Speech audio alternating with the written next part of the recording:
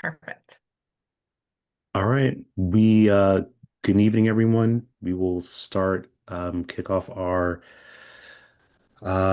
September 8th legislative meeting at 7:02.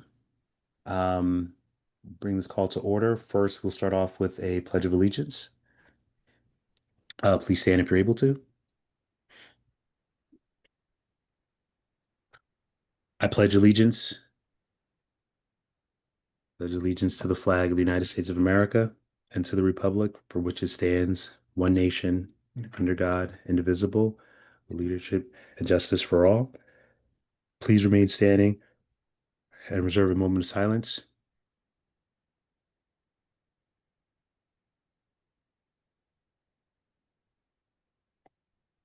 Thank you. Okay. We have an agenda before us. Are there any conflicts of interest or amendments to the agenda as presented? Have neither. Thank you, Councilmember. Seeing no unmuted mics or raised hands, is there a motion to approve the agenda? So moved. Seconded. Motion by Councilmember Smith, second by Councilmember Foe. We'll go to a roll call vote. Councilmember Smith, Aye. Councilmember Foe, Aye. Councilmember Lingua, Present. Councilmember Worsnop, Aye. Councilmember Ramos. Aye. And I vote aye as well. The motion passes 5 with 1 abstention. All right, next we have the monthly finance report. Is there a presentation from staff? Yes, Deputy Director Jones. Sure, thank you. Good evening, Mayor and Council, members of the public. This is the first finance report for fiscal year 2026. It covers the month of July, August, and we have a year to date. So for revenue, we have a total of $276,753, with expenditures totaling $591,044. We have a revenue net expenditure total of negative $314,291. For August, revenue, we have a total of $961,448. Expenditures totaling $828,180, and a revenue net expenditure total of $133,268. For year to date, we have $1,238,201, and then expenditures totaling $1,419,224, with a revenue net expenditure of negative $181,023. So a few key takeaways I'd like to make note of for this report is that July revenue was significantly lower than prior years. 2025, we had 789,000, and then fiscal year 2024, total of 327,000. In comparison to the 276,000 that was received in July. August, however, was much higher for fiscal year 26, totaling 961,000, and which was much higher than 25 of 369,000, and fiscal year 24, 237,000. The only reason I'd like to point this out is just to emphasize that much of the revenue in the first half of the year is fluctuates a little bit just due to timing. Also, the negative revenue net expenditure total that we have is because of the majority of the town revenue being local taxes, real estate taxes from Prince George's County. That is received in the months of October and November. So when we get to October and November, the revenue net expenditure amounts will no longer be negative, and we should see us approaching closer to what we had budgeted there for revenue. So yeah, overall, the year-to-date revenue expenditure trend is similar to prior years. currently at 11% of what was budgeted for fiscal year 26. And in fiscal year 25, that number was 10%, fiscal year 2024, 6%. And then for expenditures, we're at 12% of what we had budgeted. And for fiscal year 25, that number is the same, being 12%. And then just a little bit higher in fiscal year 24 at 14%. So yeah, overall fiscal year 26 revenues, they are ahead of fiscal year 2025 year to date, and the expenditures are still well aligned within our budget expectations. So yes, if there are any questions regarding the finance report, I'd be happy to answer. Thank you, Deputy Director Jones. Any questions or comments on the revenue and expenditure comparison?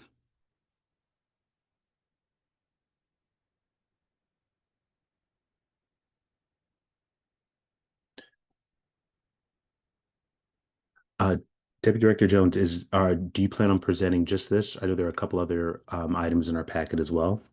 Or are you just going to cover just for this Yeah, one? it was just going to cover the summary here. Okay.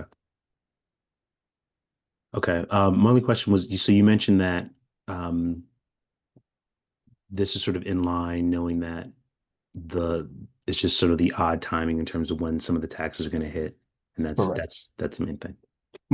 Yeah, the majority comes in October and November. So once we hit those months, we should see us be more in alignment with where we are going to be budgeted. So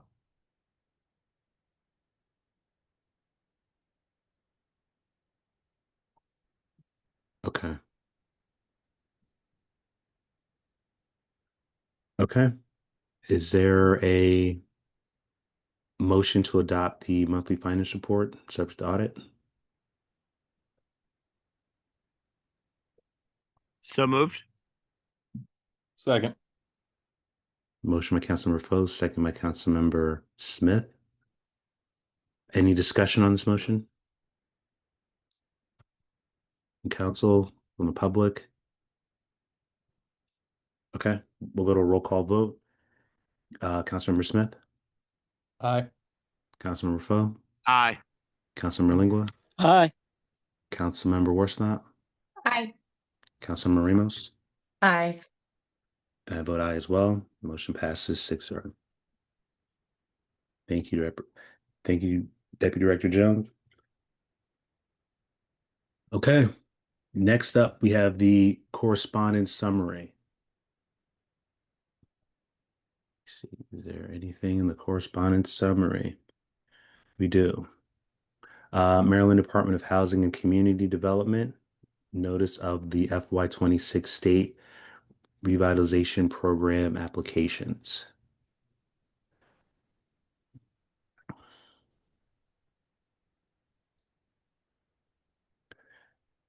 Leave it there for a second for folks to read it. But for those following along, essentially the Department of Housing and Community Development is required to provide local governments with written notification and the opportunity to comment for applications under the Baltimore Regional Neighborhood Initiative, Community Legacy Program, the National Capital Strategic Economic Fund, the Seed Community Anchor Institution Fund, the Strategic Demolition Fund, statewide, and the Maryland Facade Improvement Program.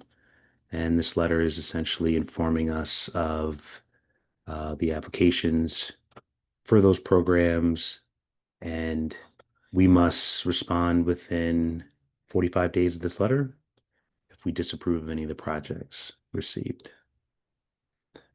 Mayor Evening, this is the notification of the project that we're aware of. It's a CCAR CDC's project. On page 2, it just has the title of the application and the amount of the application as well. So this is the project that I've already been made aware of. Yes, the $1 million for the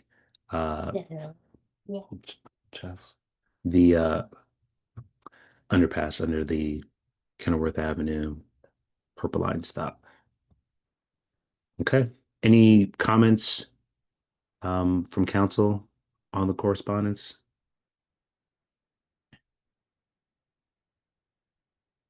Any public comments on the correspondence? This is something that we're aware of, and so this is sort of a FY informational. Okay. If there are no comments on the correspondence, the next thing we'll move to is public comments on non-agenda items and consent agenda items. So if there are any public comments, there's a couple members of the public in attendance, which is always great to see.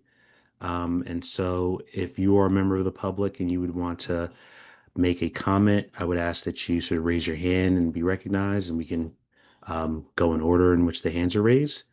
And then just sort of ask that you try to keep your comments somewhat brief if there's a long line of people coming to talk. So with that, any public comments? Mr. Martin. Good evening. My name is David Martin. I'm a 30-year resident of Riverdale Park. I live in the Madison Hill community. I've been living here since 1995. And I'd like to make a request to have some community improvements in the Madison Hill community. It seems like that we're sometimes forgotten. I mean, the snow removal is great, the trash service is great, but in my 30 years of being a resident of Riverdale Park, we have had no significant improvements as far as the quality of our streets, the street lighting. The enforcement has been more present based on recent criminal activity in our neighborhood. But I believe in the amount of taxes we pay for Riverdale Park. I believe we pay the most taxes in the Riverdale Park community. I just don't feel that we've been getting a return on investment. We've had patchwork street repairs. No, I mean, the streets aren't in disrepair if you come look at our community. And I believe it's time to have some significant improvements in the Madison Hill community, starting with streets, repaving, and the street lighting in our community. And that would include also the inclusion of speed humps and speed bumps. And I like to have that process initiated as soon as possible, because like I said, in my 30 years, we have not had any type of significant community improvement projects in the Madison Hill community. Thank you so much. And just a quick follow-up question. You mentioned speed humps. Are there particular streets that you're thinking in terms of this, or just more in general? This would be Silk Tree Drive, the Main Street, and also Signet Lane. They're basically 3 streets in our in the single family home community, in which they were I mean, the people speed through the neighborhood, so we need some type of speed reduction mechanisms. Then they run the stop signs too. And I mentioned this before, talking to the law enforcement, the prior chief of police, the prior council members, prior mayor. In addition, I talked to Pepco about improving the street lighting. So this is just something that's been dragging on for years, and it's something that we need to be addressed as soon as possible. Thank you for your comments. Is there a process? I mean, how do we initiate this? I just don't want it just to be an agenda item. I mean, what's the next step to have these projects move forward, or to have some engagement to make sure that there is some that these issues will be addressed?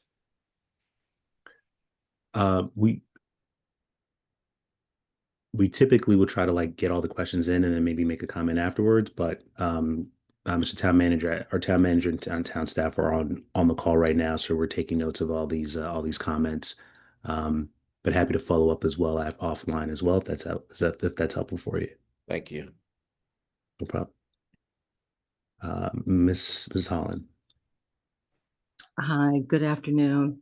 Good evening. Thank you evening. for taking my comments. I have a few, if you don't mind. Firstly, I'd like to echo the sentiment that Mr. Martin just expressed about street paving in the Madison Hill community. The streets here are in dire need of resurfacing. And relative to the speed humps, there is continuous speeding through our neighborhood. It's a huge safety issue and concern relative to families, children, adults, etc. So again, just want to reemphasize Mr. Martin's comments about that. Also want to address the school traffic at Parkdale, which Mayor Inyang, I would imagine you are aware of more recent communications about that. But I think the thing that we're seeking is long-term solutions, not just patchwork solutions, you know, when someone's hand is raised about the problem. I know there was a student that was struck on Good Luck Road last year. And aside of that particular incident, there is a continuous issue with traffic and the residents being able to access this community, whether we're leaving or departing. It's a huge issue. And lastly, I would like to inquire about the proper way to submit a FOIA request, because I did submit one. It's been at least 2 months, I believe, and I have gotten no response at all. So if someone could give me some direction about where to send a request for Freedom of Information Act inquiry, I would appreciate it. Thank you. Thank you. Thank you for your notes, and it's noted, and we will definitely have someone follow up with you. I believe I have your email address, but feel free to message me in the chat as well, just to make sure that we have the latest and greatest. Okay, I will. Thank you. Mrs. Janifer. Actually, this is Mr. Janifer. I've had some technical difficulties, so I'm using her computer. Apologies. Again, my name is David Janifer, and I too am a resident of Madison Hill. And I just wanted to sound off about the enforcement of neighborhood rules and regulations, specifically with the illegal rental properties. I think it's widely known that I've been banging that drum for a long, long time, and haven't really got much satisfaction. The one residence next door to me is a nuisance, and it has been a nuisance for almost 10 or 15 years now. I've gotten spotty responses from staff, but ultimately nothing's done.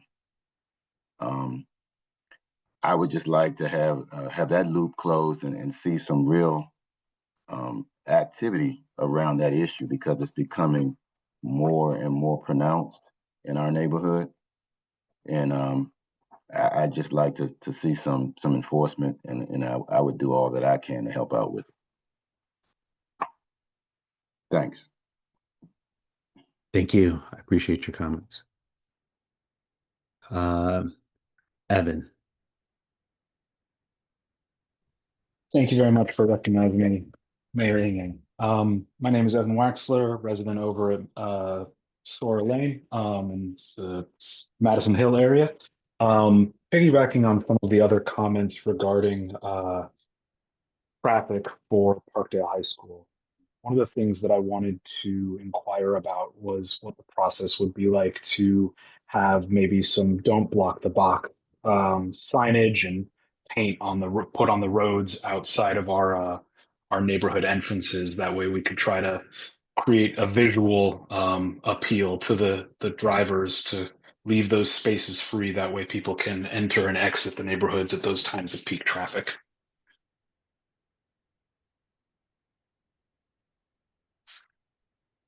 Thank you. We can inquire. I know Good Luck Road, is that a county road? Or state road? Mr. Mayor, Mr. Town Manager. I believe that's a state road. Okay. It's obviously things change when it's not just our roads, but I think it's a good idea, and I think we'll definitely take that note and try to inquire what the process would be and sort of investigate that further. But I think your larger comment about sort of the inability for folks to get in or out of the community when traffic is at its peak is a common issue that I think has been raised a couple of times. So thank you for your comment, Evan.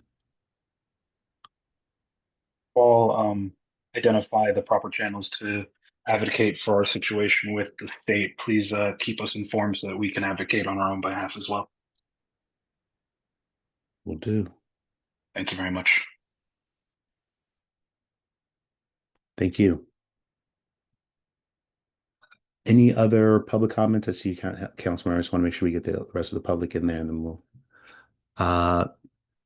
Antoinette, Ms. Hawkins. Yes, good afternoon, everyone. I just want to say that I agree with all my other neighbors. Again, my name is Antoinette Hawkins, and I live at 5605 Silk Tree Drive. And I've been a resident of Madison Hill for about 28 years.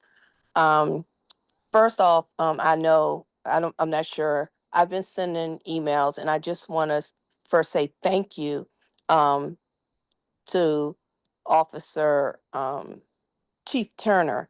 The last email that I did send in reference to the traffic, the Parkdale traffic, with our neighbors trying to get in and out of the development, he did have 2 officers there. I didn't see it in the morning, but when I came home in the evening, the 2 officers were there. So I just want to say thank you. I know it could be more that can be done, but at least soon as I sent my email, the officers were right out there. So thank you for that. And then lastly, we do need, more lighting because we do have security issues with people, breaking into cars, trying to attempted break-ins into homes. So we need more lighting. And also, again, speed humps because we have people speeding through the neighborhood, and we do have more children, small children in our development. And God forbid if anything should happen to them or our neighbors. So with the speed humps we are requesting more lighting and paving of our streets. So those are my comments. And again, I just wanted to say thank you again. Thank you. I'm just taking some notes myself, but thank you. I appreciate your comments. And we will Chief Turner's on the line, so I think he heard your congratulations, your thanks to him, but I appreciate you sharing. Are there any other public comments?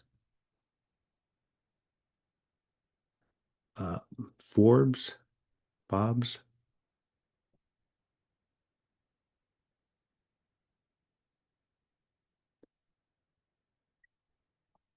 Yeah, Ms. Fobbs, or you can get off mute if you want to speak. You're recognized next.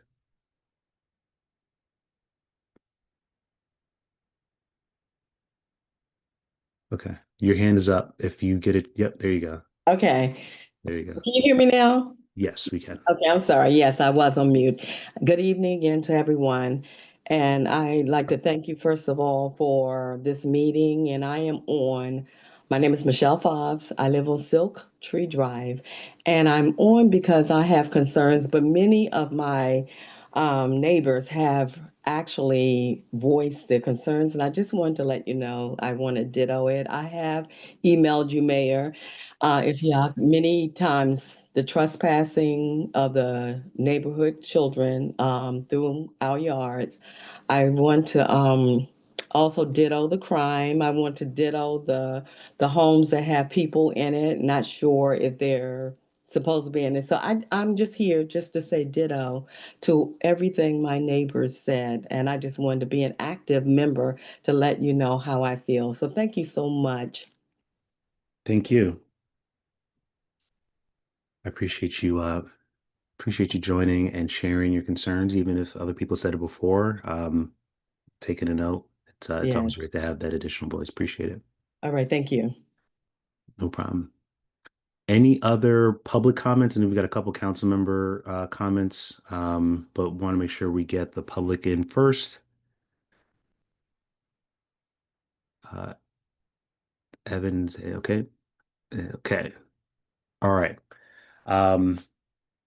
Council members, quickly, because I know this is not our time. Councilmember Worsnop. Thank you. I'll be quick.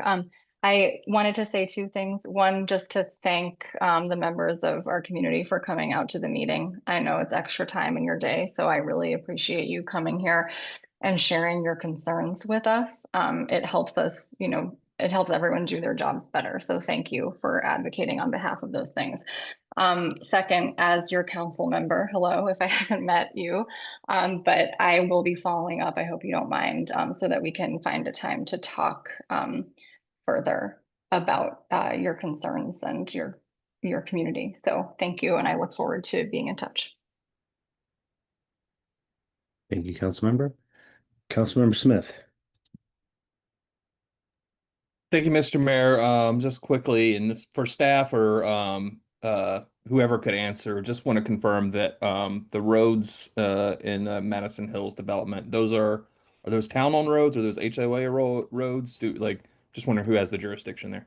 The town does over the single family homes. The roads, there are single family homes adjacent to the townhomes. That's a private road owned by the HOA. Understood. And then on the issue, when someone mentioned illegal rental properties, I'm wondering what is the illegality there? Are they not licensed by the town? What are we talking about there? I'll check in with Director Chelton, but we have had complaints of unlicensed rentals, and that's a difficult case to prove. But there's a long history here. Understood. Thank you very much, Mr. Town Manager. Thank you, council members. Any other public comments on non-agenda items or consent agenda items?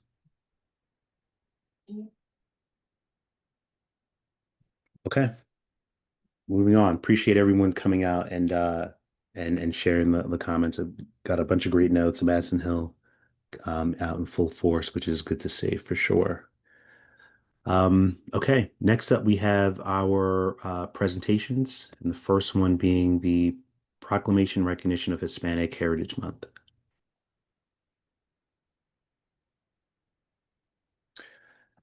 All right.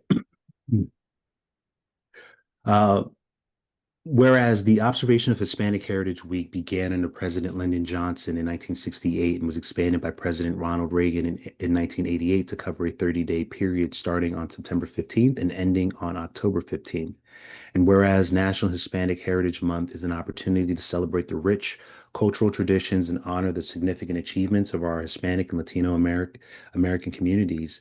And whereas Hispanics have participated throughout the history of the United States in support and defense of the principles and ideals upon which this country was founded.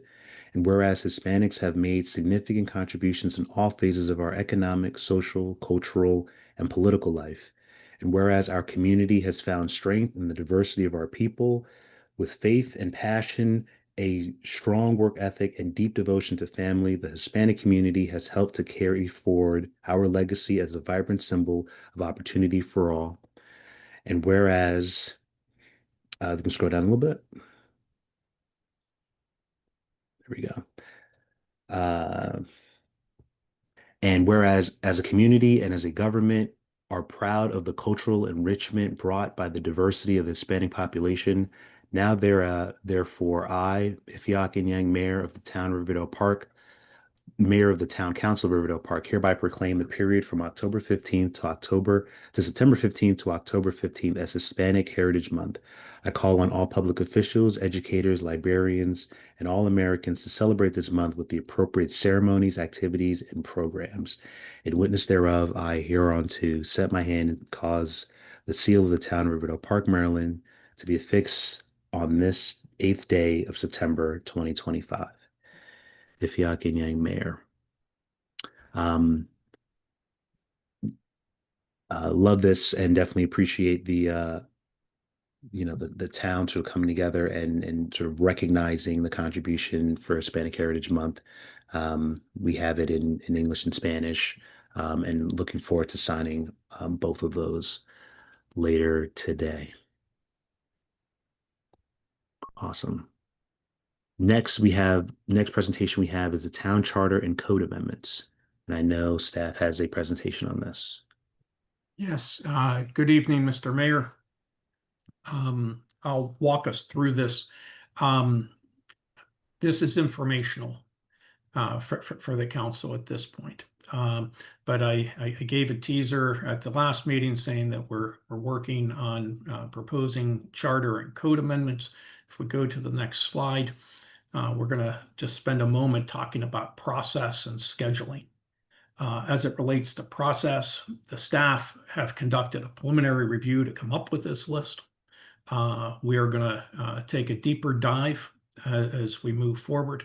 We'll be working with the town's legal consultants to make sure that any proposed changes to the charter or the code pass legal sufficiency, as well as we'll be designing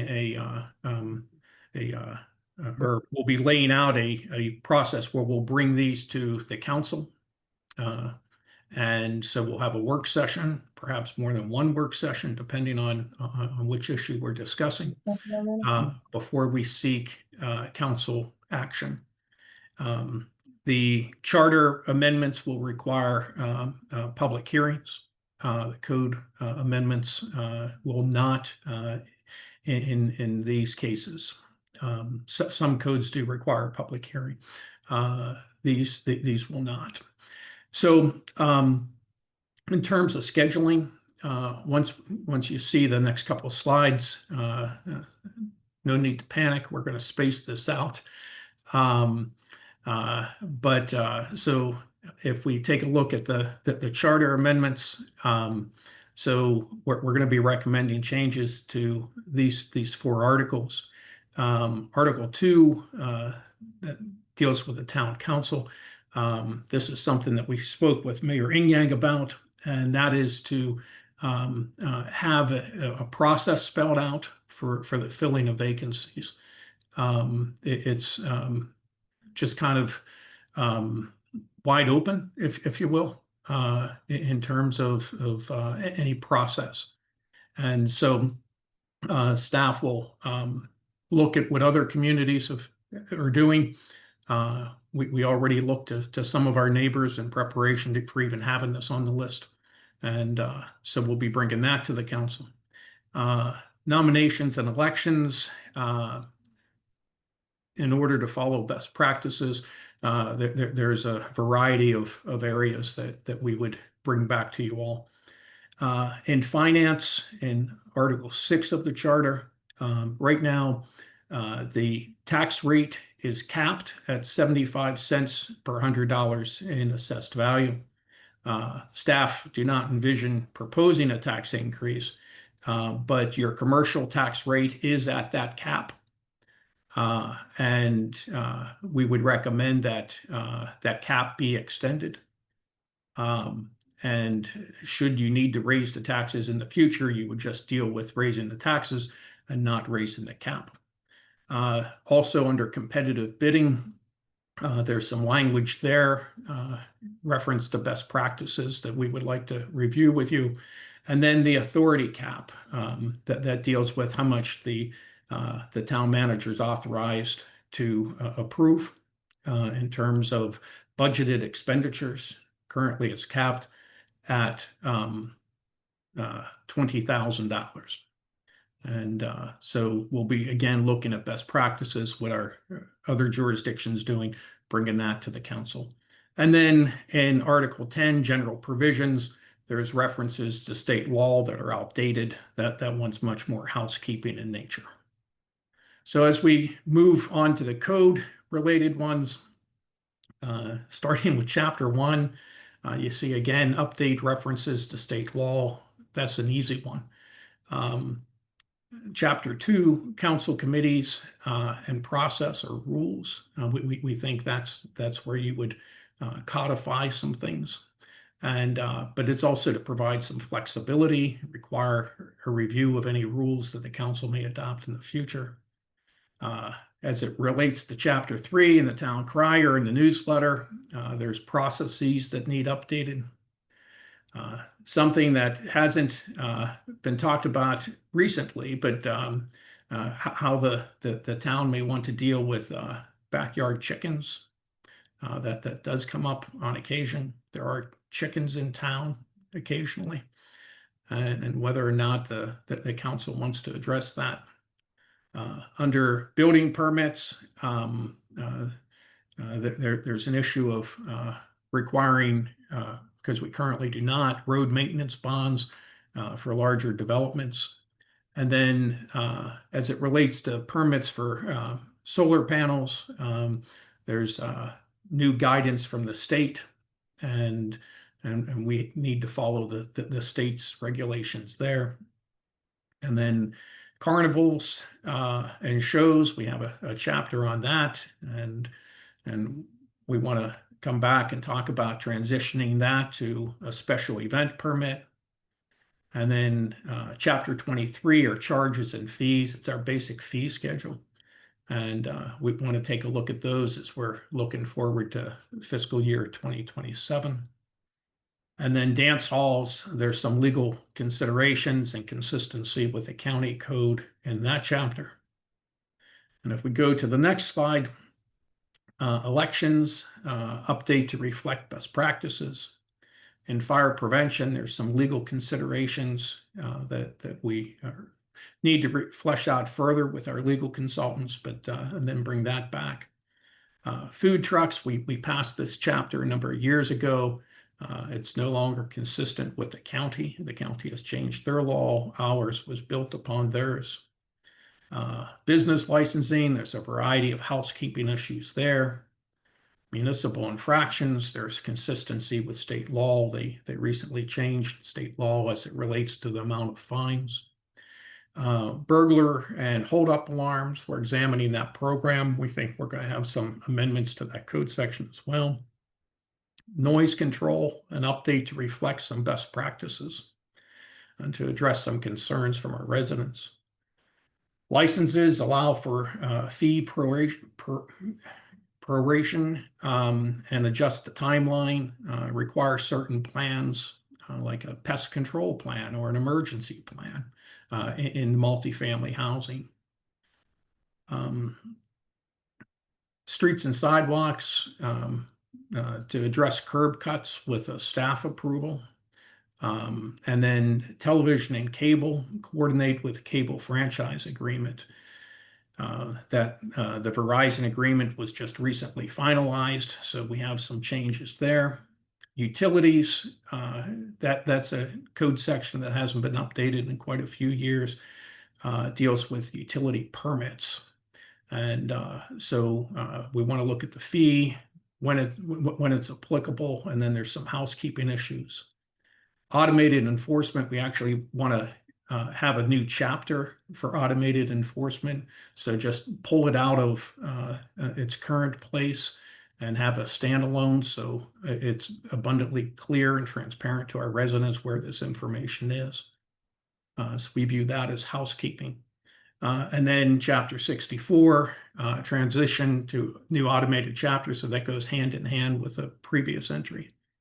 And then walls, fences, and hedges, there's some legal considerations on process, as well as housekeeping items. And then the next slide. And then if you have questions, there's a lot here. A lot of it's simple and housekeeping, but there's some issues here that the council is going to have to take a hard look at and wrestle with. And we're going to do the research and come back to you. What I would ask before I take any questions is, once you have a chance to look through this, say over the next few weeks, if there are items that the council wants sooner rather than later, please communicate that back to us, and we can rearrange our schedule in terms of reviewing. And with that, Mr. Mayor, if there's any questions of me. Thank you, Mr. Town Manager, and staff for putting together quite the list. I know we spoke earlier and wanted to get let's get the full laundry list and then sort of attack it systematically over the course of the next few months or months plus. Any questions on the presentation from, we'll go council first. Any council questions?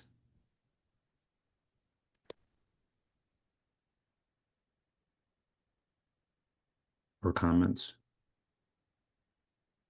Councilmember Worsnop. Thank you, and thank you for putting this together, Mr. Town Manager. Just a quick question.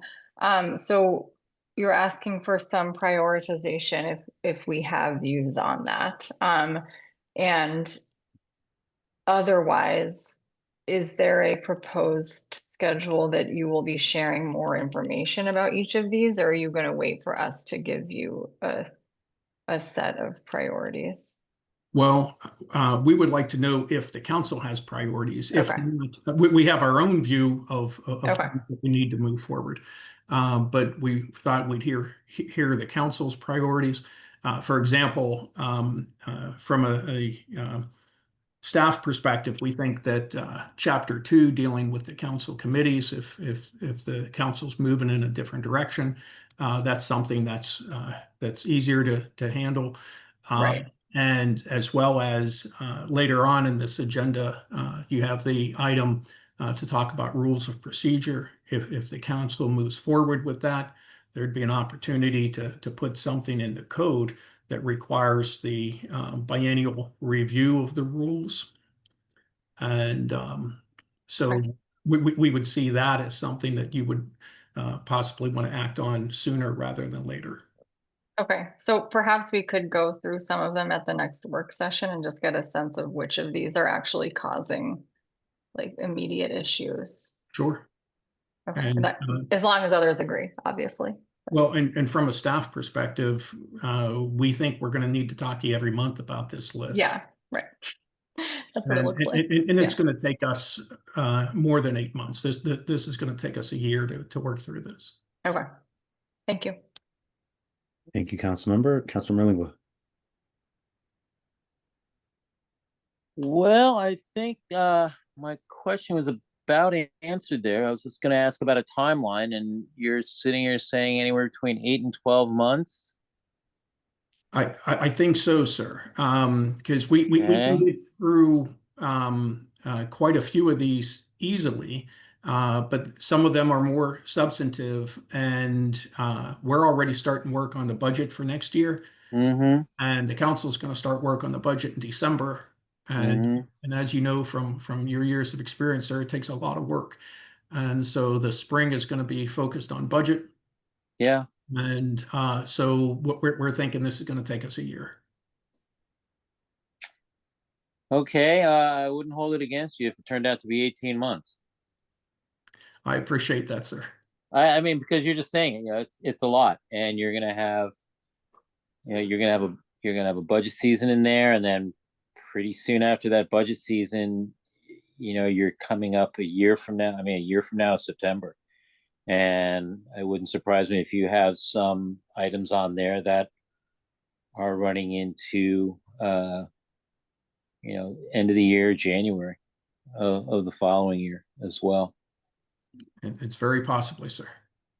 So, okay. Thank you. Thank you. Any other council member comments before we go to the public?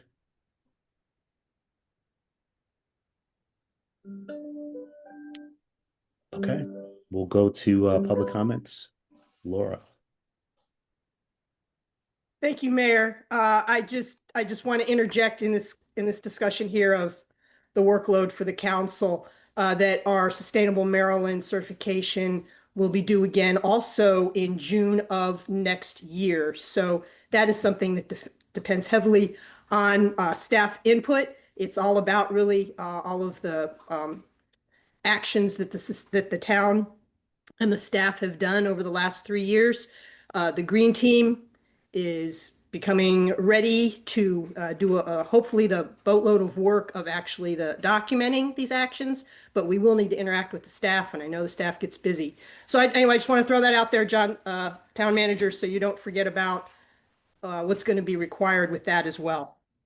I appreciate the reminder, and it's on the list, Ms. Katz. On the list. You sound like Santa Claus already. Okay, that's great. Thank you so much. Thank you. Any other public comments or council comments? All right, I've got a couple. One, definitely appreciate, pulling this list together of both charter amendments and code amendments. And I think it's definitely understandable and reasonable that this is probably, we've got years worth of stuff here, if we're being honest, right? If we were doing nothing else but this, we could probably, it'd take us a couple months, but knowing that things will come up and it's sort of like the ebb and flow of the sort of yearly commitments and sort of focus from staff, it's going to take some time to work through this, but I think it's helpful to get the full list and sort of work our way down. And I appreciate the feedback in terms of prioritization. Some initial things for me in terms of what may even sort of help that exercise of priorities is maybe there's a way to sort of like maybe even sort of bucket these. I know charter amendments take a while, and I think the opportunity to maybe do a couple at the same time so that we have the notice period all happening at the same time, I think would make sense. Staggering those seems painful. And so that would sort of be my sort of initial thought process. But for some of the code amendments, maybe a mix of these are, if there's anything that is sort of prohibiting staff from doing work, or we go through multiple hoops now because the code hasn't been touched since the 90s or whatever the issues or lack of consistency with current law, like I think that's a big bucket. But then also if there are things that take a long time in terms of like taking staff time, council time, I think that's another bucket of things to sort of consider. And then if there are like easy, we just need to update, some language, maybe that's another bucket. And I go back and forth on like, do you try to tackle the biggest ones first, or do you do a mix of everything where you do a couple easy ones, a couple administrative ones, one that like we have to really think about so that we're making progress. So I'll have some thoughts on that and probably think more about it. But if staff have opinions in terms of sort of at least some level of bucketing of these, that might be helpful to sort of facilitate a conversation in a future work session. Understood, sir. Thank you. All right. So any other council or public comments on this laundry list of things? Great. I'm excited. This is, I know maybe in the weeds, and maybe a little, kind of policy wonky stuff, but I think similar to the like changes in like adjusting for inflation with like salaries, like these are things that it just takes time, and it may not be the most fun thing to do. And so I appreciate everyone sort of joining us along this journey to sort of help us update a lot of our charter and code amendments. Thank you, Mr. Town Manager. Appreciate the presentation. Okay, next up we have the consent agenda. That includes a street closure request and the minutes. Is there a motion to approve the consent agenda items? So moved. Seconded. Motion by Councilmember Foe, seconded by Councilmember Worsnop. That's what I will take. We'll go to a roll call vote. Councilmember Smith. Aye. Councilmember Foe. Aye. Councilmember Lingua. Aye. Councilmember Worsnop. Aye. Councilmember Ramos. Aye. And I vote aye as well. The motion passes 6-0. Okay. First up, next we have the legislative items, and the first is the introduction of ordinance 2025 OR 0606 regarding stop sign monitoring systems.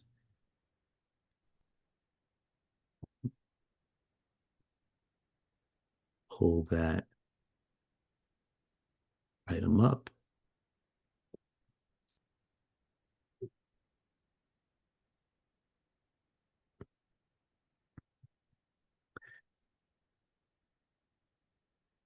And so this is just an introduction, right? There's no vote on it. That's correct, sir. Okay.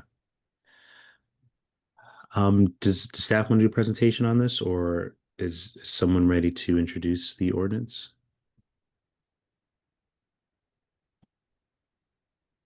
If someone's ready to introduce, they can introduce.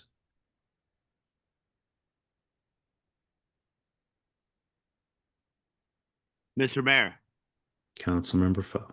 I would like to introduce ordinance 25-OR-06 regarding stop sign monitoring systems for the purpose of providing a system of stop sign automated enforcement is authorized by state law and generally relating to stop sign enforcement in the town of Riverdale Park. Thank you, Councilmember. Are there, I guess there's no need for discussion. We just introduce it and then that's it, right? Yes, sir. Thank you, Councilmember, for the introduction. Next up, we have a motion to adopt Resolution 25R13 regarding reappointments to the Defined Benefits Plan Board of Trustees. Would staff give a very brief sort of background on this board, and then we'll see if there's a motion on the table. Certainly, certainly. Mayor Yang and members of the council, this item was discussed at the work session. It's actually a housekeeping item simply to reappoint the members of the Defined Benefits Plan Board of Trustees. So Chapter 54 of the Town Code stipulates the members who would serve on that committee, and this is just a reappointment of those who are currently serving.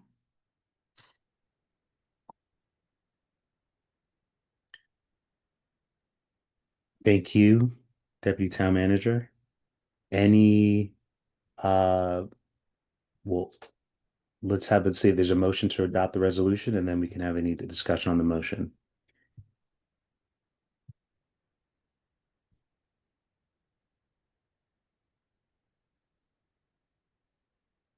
Mr. Mayor. Mr. Council Member Smith. Move to adopt resolution 2025-R-13 regarding reappointments to the Defined Benefits Plan Board of Trustees. Seconded. Motion by Councilmember Smith and seconded by Councilmember Foe. Is there any discussion on this motion?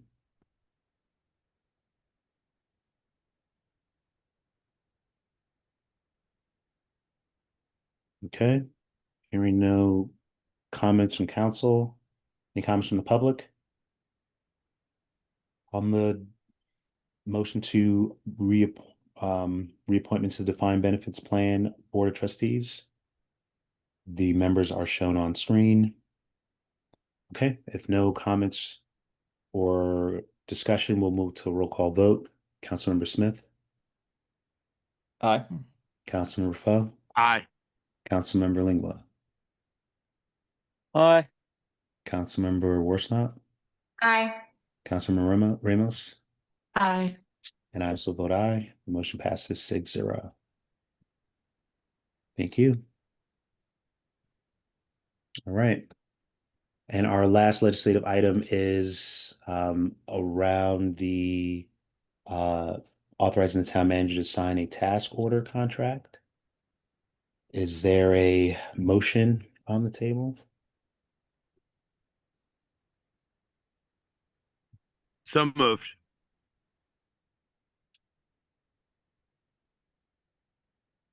Is there a second? Seconded. Motion by Councilmember Foe, second by Councilmember Worsnop. Any discussion on the motion to approve the town manager to sign a task order contract with Weed and Hunt for the 54th Place Park off-site stormwater mitigation, Madison Street, 47th Avenue, CIP 26PW06 for the amount not to exceed $40,000.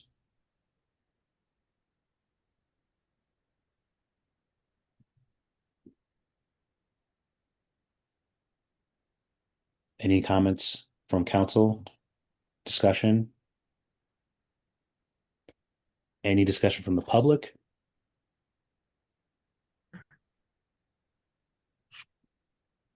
Mr. Mayor, Councilmember Fowl. I apologize for the darkness. I'm just enjoying this beautiful evening.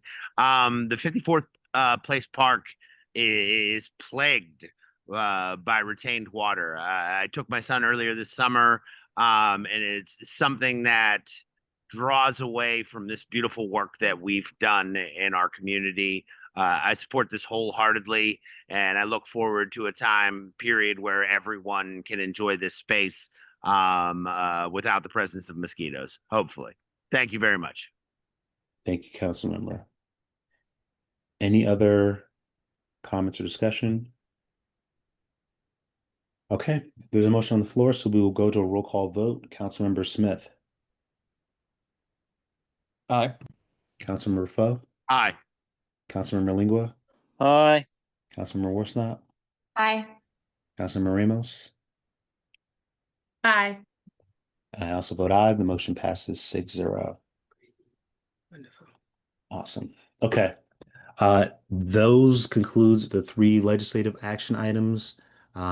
Next, we have the unfinished business, which is around the concept recommendations for Town Center Trail and parking lot redesign, the Totally Place Lafayette Avenue redesign projects. This has been on the agenda for a few months, and so wanted to place it on again for unfinished business. If there are any comments or discussion on the topic. Councilmember Smith. Thank you, Mr. Mayor. Just to clarify, is this an item for us to vote on? I know we all sort of committed to being ready to vote by this meeting, the last time we discussed this in early August, I believe it was. No, it's not a recommendation to vote. Mr. Mayor, Mr. Town Manager. might it help if I explain the staff position a little bit? Sure. So,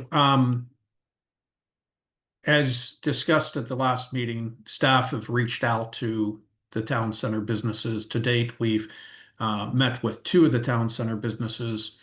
There is a communication floating out there that says that we haven't contacted the town center businesses, but we've emailed all the town center businesses on the email addresses that they provided to the town as part of their licensing. To follow up on that, out of an abundance of effort, town staff tomorrow will call all the businesses that have yet to respond to the email. And we've even talked about, if we don't get a response to the phone calls, dropping off a flyer or a letter.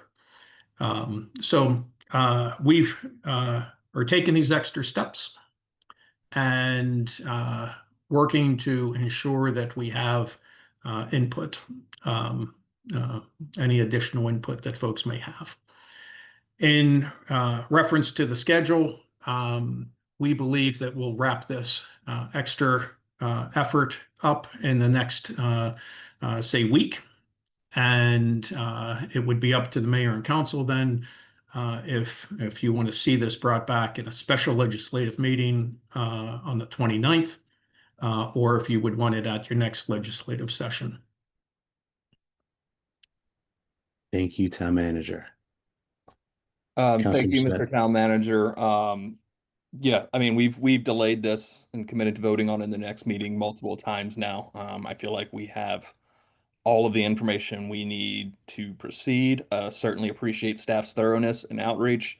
But folks have had exhaustive opportunities to weigh in and provide feedback at this point. So I certainly would hope that we can have a special legislative on the 29th to move this item and vote. And Mr. Mayor, I'd ask my colleagues if they foresee any reason why we wouldn't be able to vote on that.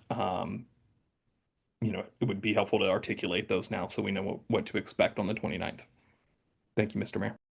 Thank you. Councilmember Fa. My only preference is to be present for the meeting, and the 29th I will be in Ireland. I would attempt to be present at that meeting, but my preference would be to the October meeting, just so I can be in Riverdale Park and present for those hearings. That's it. Thank you. Thank you. Any other? Councilmember Lingua.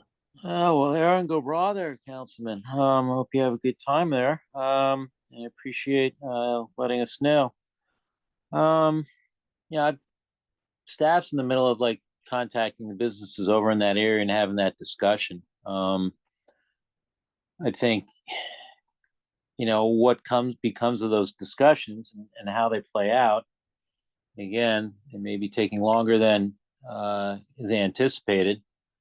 I would hope we'd be able to use the 29th to be able to get a report back from staff for what the input is from those businesses over there. And then look towards, first opportunity being that first meeting in October, or if we're then looking at a date after that, to keep that in mind as well. This is a big decision, and it's going forward, and to make sure we're not making a rush in any way, and we're making sure that everyone's heard. I understand this is an early part in the whole planning development. I think it's good to get off to a solid start with how people are feeling in their input. Thank you, Councilmember. Any other council comments or discussion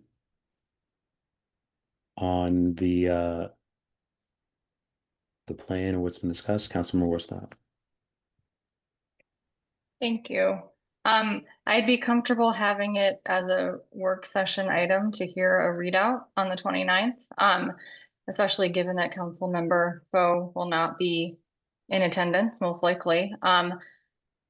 I want to make sure that while it is really important to continue to gather feedback, and we need to make sure that all stakeholders feel they've been adequately consulted and have had an opportunity to express their views, which I know town staff has been working tirelessly to make sure is the case, that we don't lose sight of the fact that there are a lot of people and businesses that also want change to be made in these areas of town. So we want to make sure we're giving equal weight to both those that may have some continued questions and those that are concerned by the current state of both areas for safety reasons and all the other reasons why we have decided to undertake this redesign. So let's not wait forever to take a vote on this, in my view. Thank you, Councilmember.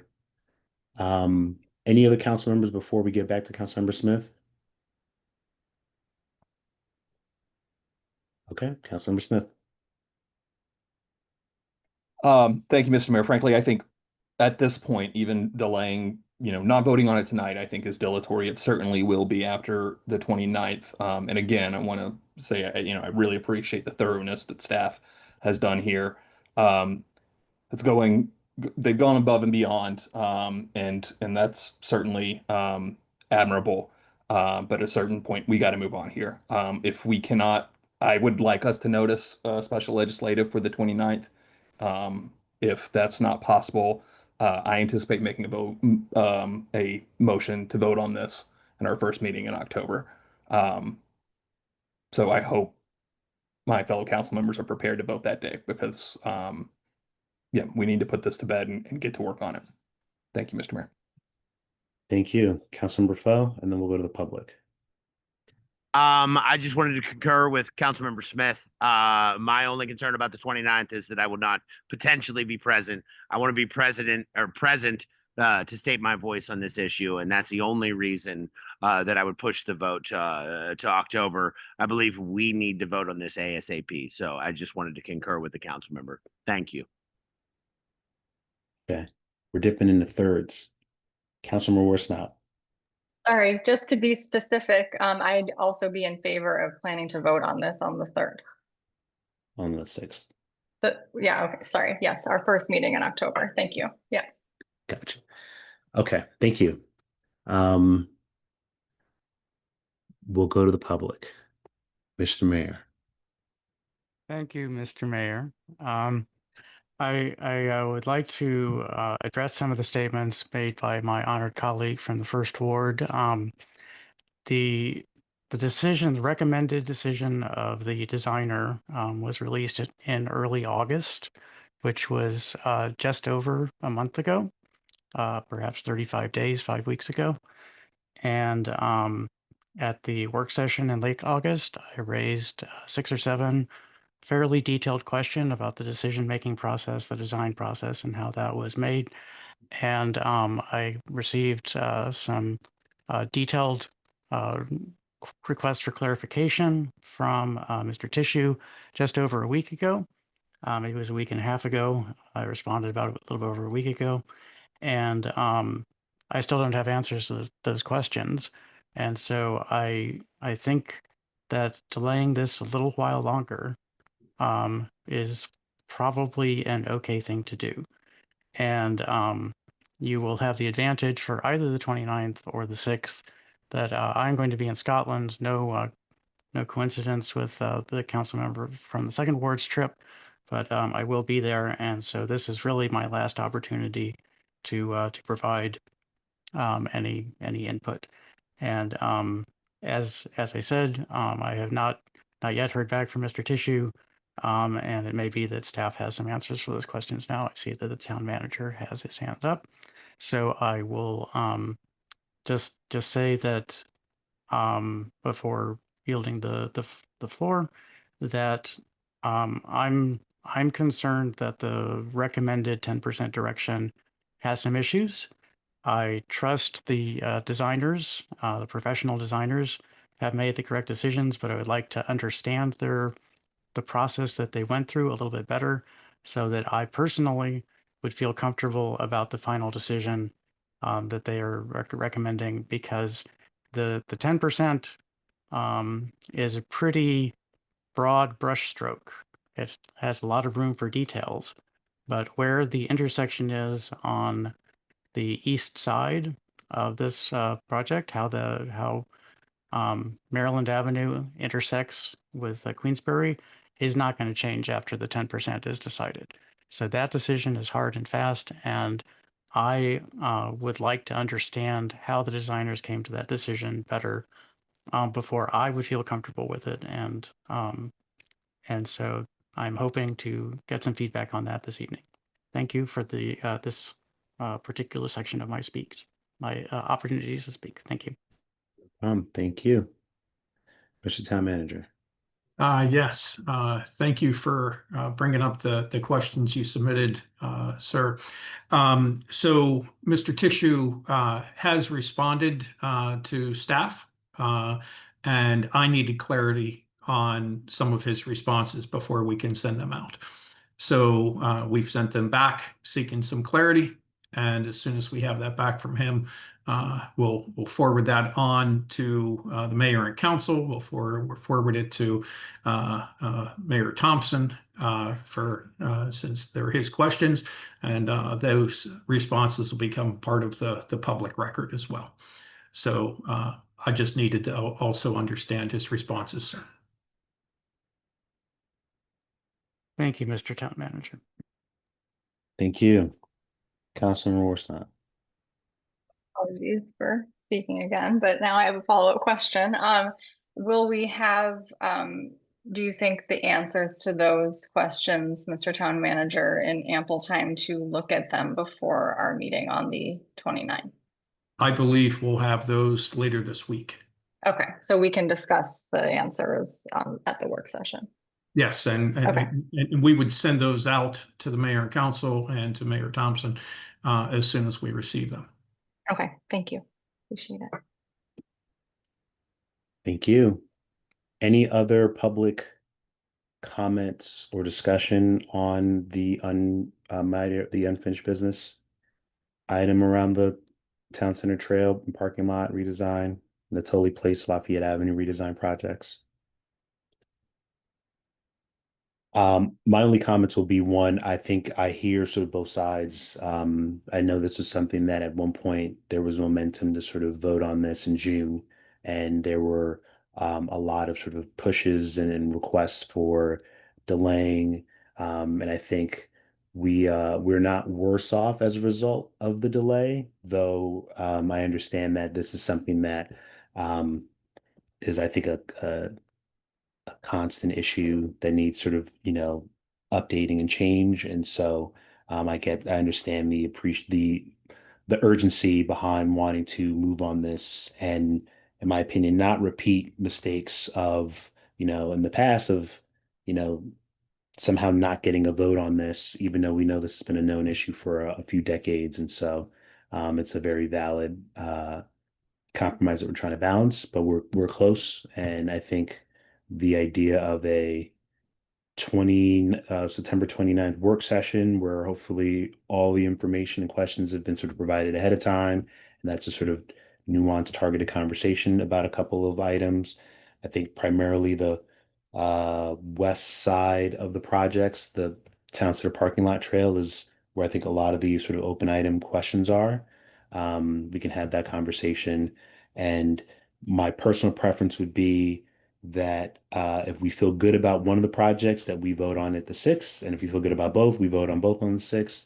If the conversation is not wrapped up, or we feel like there are still unanswered questions,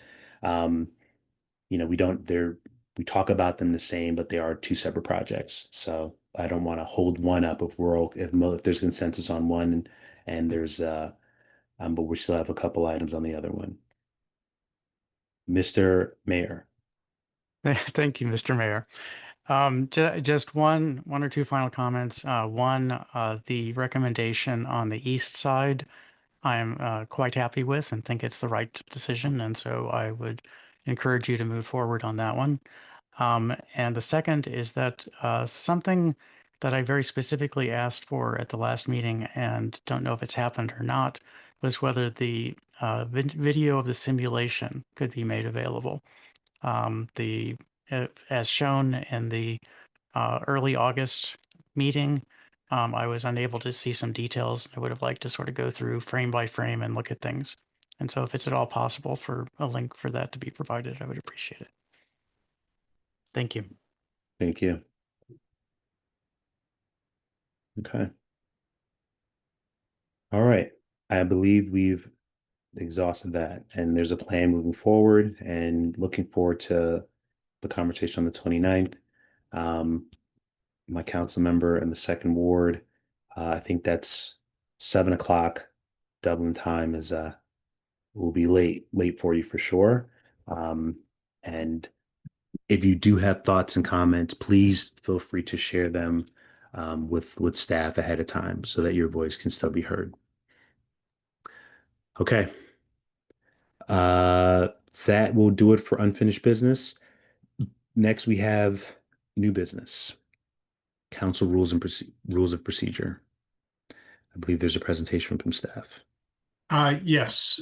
So Mayor Ing-Yang and I talked about the development of rules of procedure for the council. Staff have done some research. We looked at what our neighbors do. As stated in the memo, the recommendation is that the council adopt specific rules for yourselves as it relates to the various areas here. There's in the memo, there's some background on Roberts. If you move the memo up a little bit, Mr. Chelton. It talks about the types of areas that could be covered in the rules, standards of conduct, decorum, communications, agenda development process, meeting types, public participation standards, length of meetings, bringing discussions to a close, etc., as well as hybrid meetings, where there's been discussion from the council about hybrid meetings. The recommendation is that this is going to take some time. We've included copies from a number of jurisdictions for you to look through and to digest. And staff need to hear from you all in terms of whether you support this concept, and if you do, what you would like to see in your rules of procedure. And we can synthesize that and then bring it back to you for further refinement, or if you wanted to approach this in another way. In the interim, staff recommend that you adopt the most recent edition of Robert's Rules. And we believe that you should have Robert's Rules adopted regardless, but that this is a really important aspect to your to how you operate as a council, and that your locally adopted rules would supersede Roberts. So you would be adopting Roberts unless it conflicts with your local rules, or conflicts with your code, or conflicts with the charter. And so that's it in a nutshell. I don't know if you all had time this weekend to read through some of those examples. Some are very detailed. From a staff perspective, we think the city of College Park and the city of Greenbelt, if you look in totality, they offer pretty good examples and cover some real high level things for you all to consider. There are positive elements, though, from a staff perspective in all the examples we provided. And so with that, Mr. Mayor, we're looking for direction, whether this is something we're adding to our work plan in terms of getting feedback from the council and then synthesizing the information and bringing it back to you all. Thank you. Thank you. I will first say I appreciate you and staff going down and sort of pulling some of the best practice from our neighbors. I think it's really important. What's interesting is I think oftentimes I think in the last, in this current political environment, there's at least for me, there's been this appreciation for things that we do because of policy or things we do because of precedent. And so some things have always happened because we've always done it a certain way. And then the minute that something changes or that gets broken, or you realize, wow, there's actually no policy to sort of help us and guide us to what things should be, how we should actually act or do or respond to certain situations. And you realize how much you have sort of taken for granted the idea that things have kind of always worked a certain way. And so it was good to see that most of our neighbors have gone through the work and done some sort of rules of procedure document and not just documenting how we motion and adjourn but really how we communicate, what's our decorum, almost giving guidance to the public and how they can respond and how they participate, giving guidance to what other council members. We've got a lot of new people on council.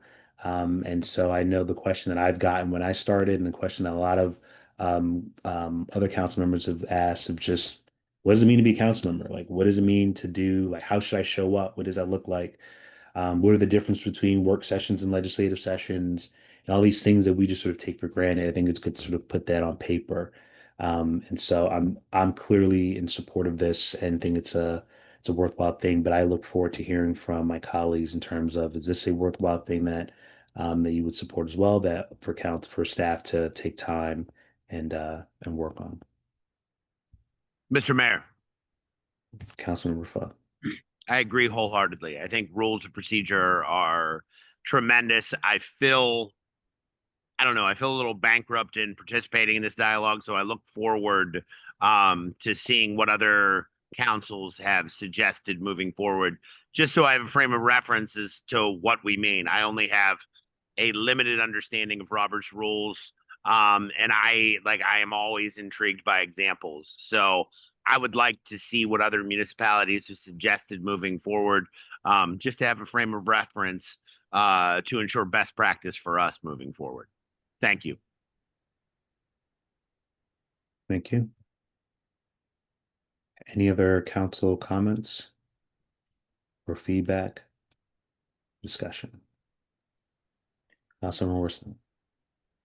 I'd just like to express my support for doing this. I think it makes sense. Not only for when there are new members of the council, but also because having a process through which you do things helps to make sure that things are being done in an accountable way, I think. So I'm in favor of it and look forward to discussing further after I've had time to more fully look through the examples that were provided.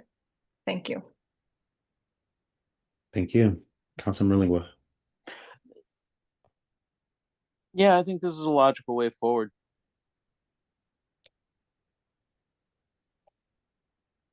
Okay. I appreciate that.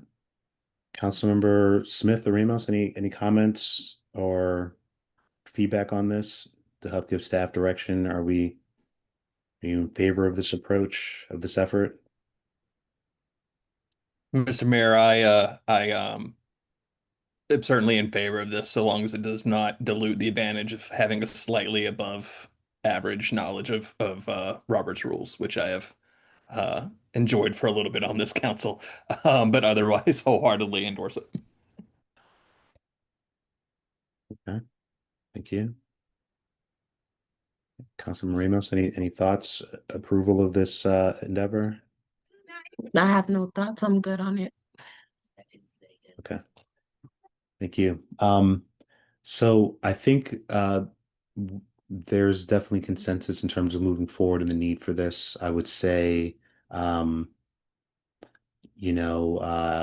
would encourage council members to read some of the rules of procedure from other municipalities that were provided. College Park and Greenbelt were sort of held as good examples. But I've kind of read through them all. I think they all have interesting things. And then I would just sort of think of this as if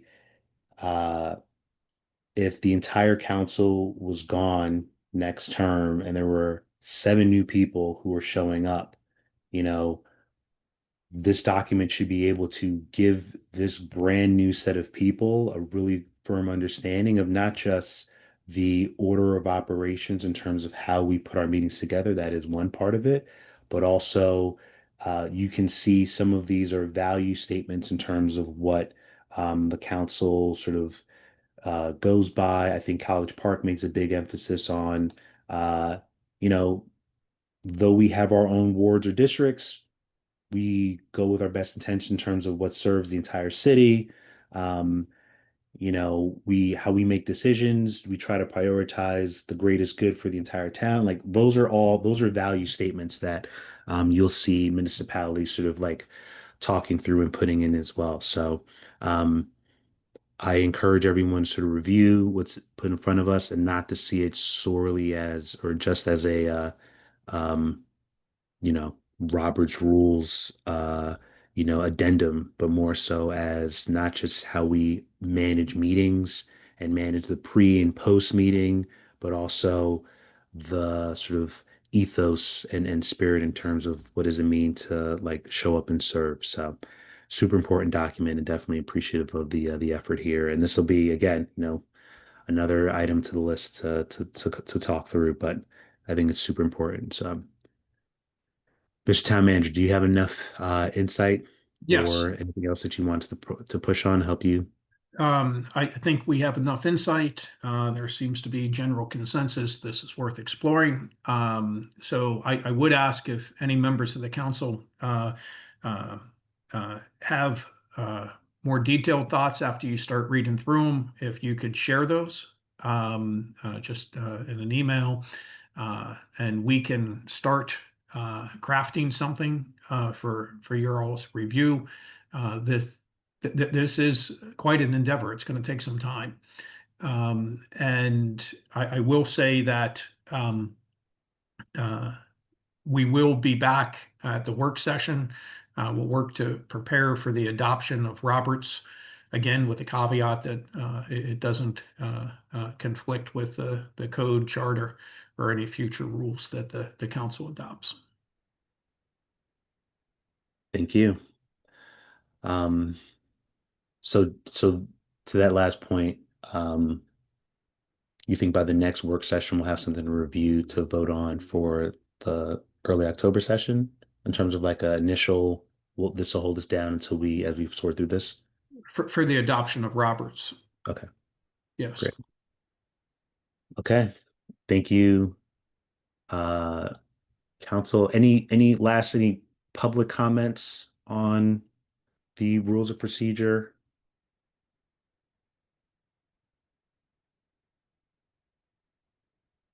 Okay, see none. Okay. All right. Next up on the agenda, we have the mayor's report.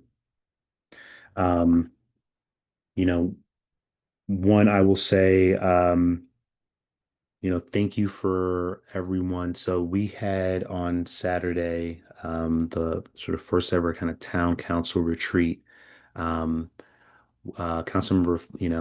Colon was sick, and I think he's still sick today. And hopefully, first we just want to say that he hopefully recovers and gets over his illness. He was his input and thoughts were missed on Saturday, and is missed in this meeting right now. But we did have the rest of the council, at least for parts of it, and it was. I thought it was a sort of worthwhile experience and an opportunity to not just do, our sort of standard orientation, just, roles and responsibilities and the differences between the different forms of government. All that is important to know, especially for some of our new council members, which I'll talk about in a second. But I think it was also good to start thinking about high level, what are some of the priority items that we as a council would want to try and tackle in this term. And I thought it was it was great. I want to thank Tom Reynolds from MML, who came in and facilitated a great conversation and discussion for almost 5 hours or so over the course of Saturday, kind of walking us through a bunch of different exercises to, one, get to know each other as a group, since, most of us were all meeting for the first time, especially with Councilman Ramos, newly being sworn in. And so that was great. And then I think also, allows us thinking about, what our goals are in terms of like, how do we best show up in the community, rules of engagement for that meeting, which I think had a lot of great insights and maybe things to think about as we talk about rules of procedure and what does it mean to sort of operate as an efficient, effective council. So really excited about that. I enjoy a good offsite, retreat. I think there's a lot of value in doing something a little out of the normal day-to-day to be thoughtful in terms of what we want to do moving forward and some planning and visioning. And I think for me, what sort of summed it up was sort of a feeling that I have in terms of this council is as we begin to mature in terms of what it is that we do, how do we find opportunities to try and identify and tackle the more strategic, the more sort of medium and long term needs of the community. And and less of the, you know, uh, you know, day-to-day sort of really tactical things that staff is more than willing, more than able to and equipped to do.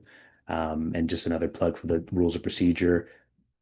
It's good. It was good to see that some of our local municipalities have sort of shared in that document other sort of similar views of just how do we use the town council as an opportunity to sort of help think and create projects that are sort of legacy building for not just the current 2 years, but the next 5, 10+ years. So that was an exciting opportunity, and definitely appreciated everyone who participated in that, from town staff to Tom Reynolds to all the council members who were able to dedicate their time on a Saturday.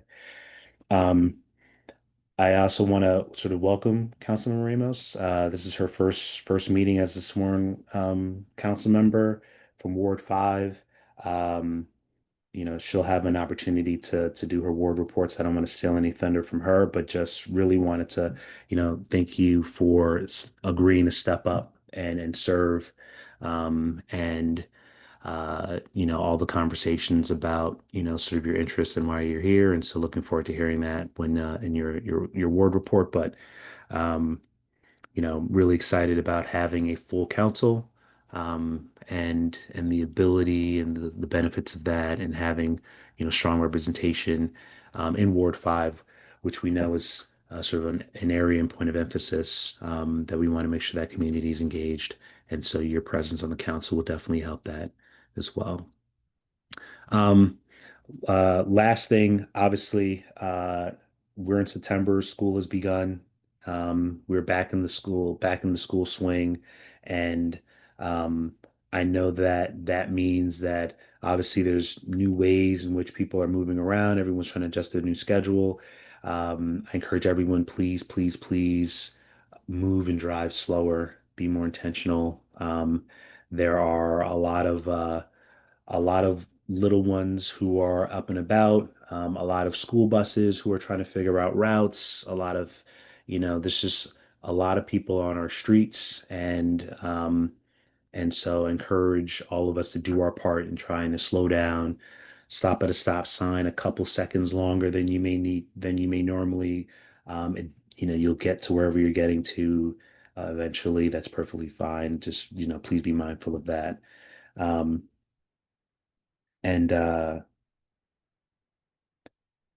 then just the last thing, commissions, boards, and committees. I know there's been a lot of communication about people sort of raising their hand. Thank you for everyone who's already done so, for the emails that have been sent and been forwarded. We're collecting all of that.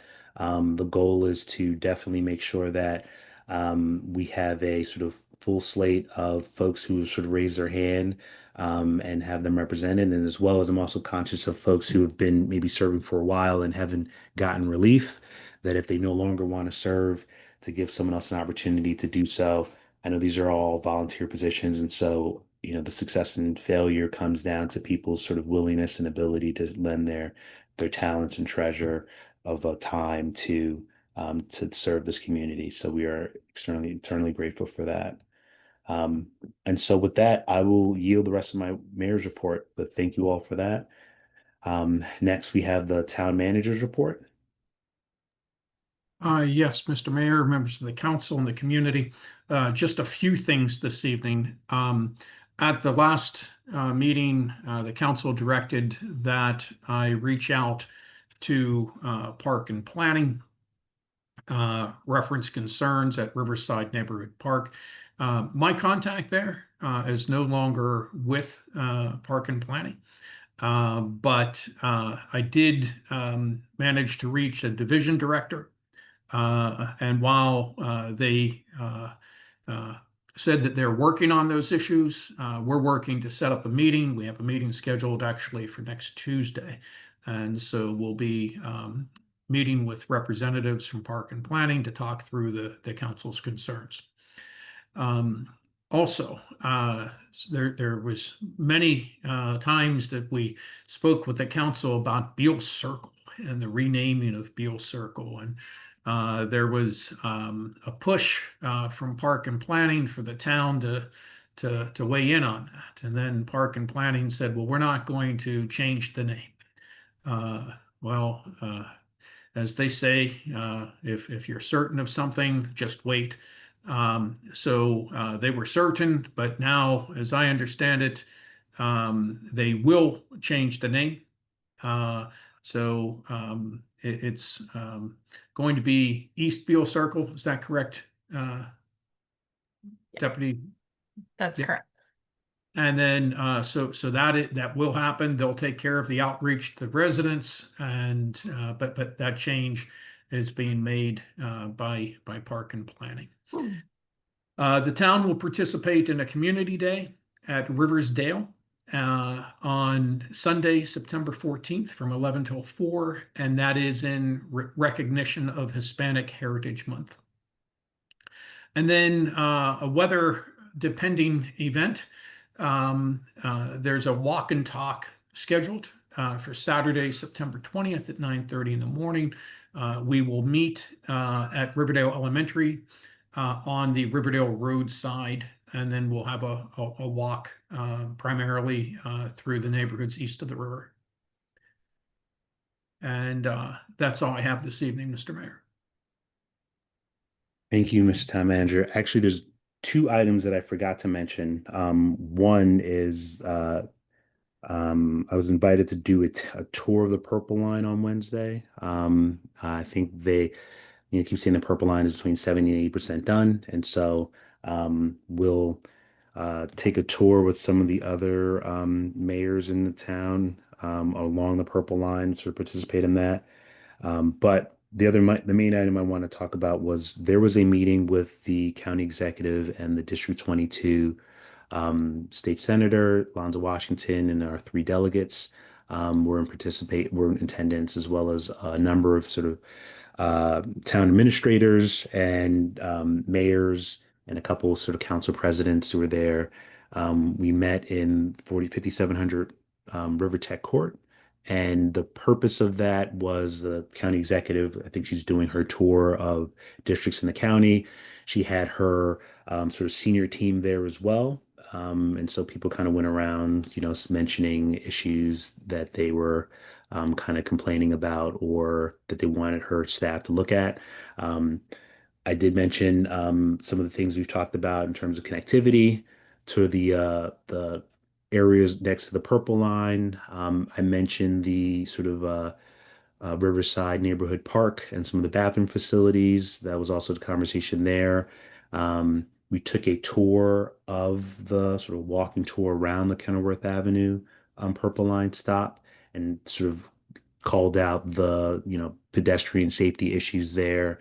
And then I also spoke with the county executive on the Beacon Heights redevelopment plan, which is essentially the county has multiple sections and they have sort of thoughts in terms of the type of development that they would encourage in each plan. And so the plan that encompasses sort of the Kenilworth Avenue corridor east of the river, Riverdale Park, and then also the unincorporated Riverdale parts of the county are sort of part of that sector plan. And there's a lot of work to be done and sort of rethinking that to encourage further development. And so she was open to having that conversation. So it's the beginning of a long process, but I just wanted to mention that as well.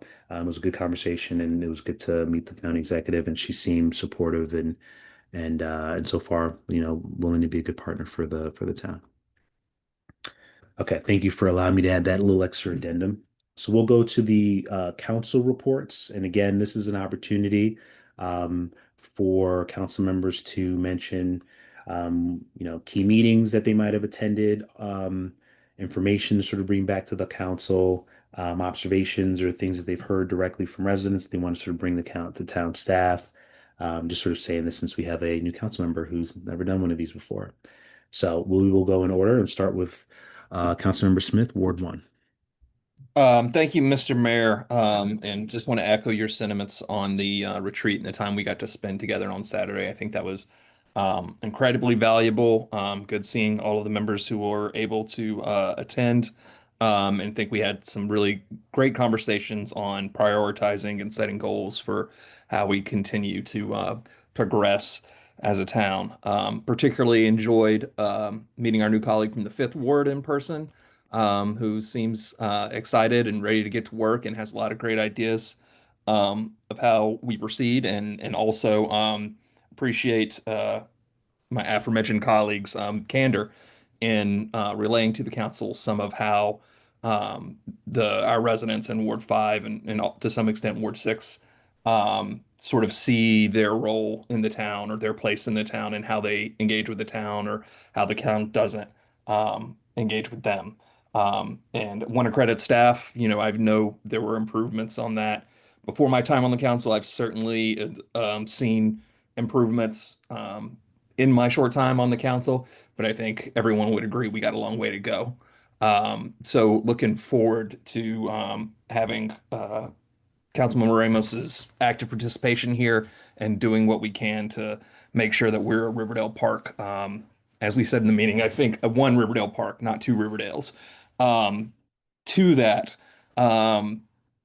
we had some discussions around the Queensberry Road Bridge and how that funding is, I'm not sure what the technical term is or where it is in the process, but it's held up.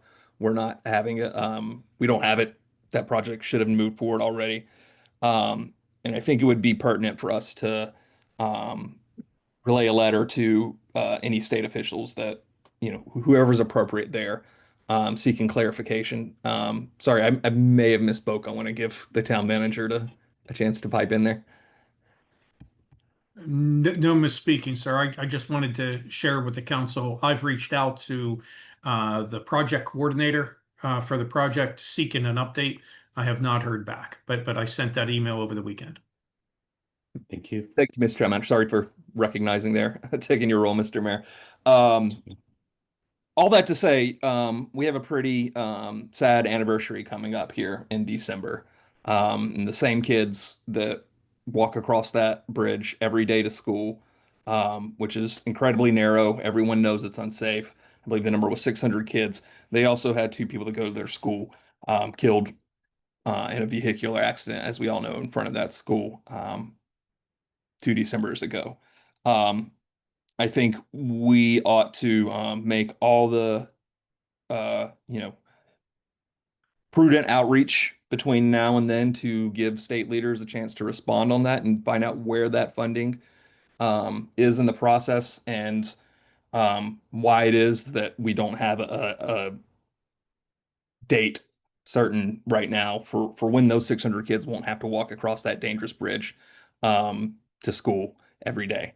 And if we don't hear back and we don't get some firm plans of action, we should use that the time around that anniversary to be a little bit more public about that and invite some friends from the Fifth Ward, from CASA, from various delegations, and some cameras out so that folks can see how narrow that busy road is that those kids that have already experienced tragedy have to walk across every day. And if there are some conversations around what that looks like and how to arrange such an event, happy to engage with staff and mayor and my fellow council members around that. Mr. Mayor, that is all I have for tonight. Thank you. Thank you, Mr. Councilmember Smith. Councilmember Pfaff. Good evening, everybody. I don't feel like I can best what Councilmember Smith just reiterated. Saturday was special, and I want to say thank you to the mayor. I want to say thank you to the deputy town manager and to the town manager for being present.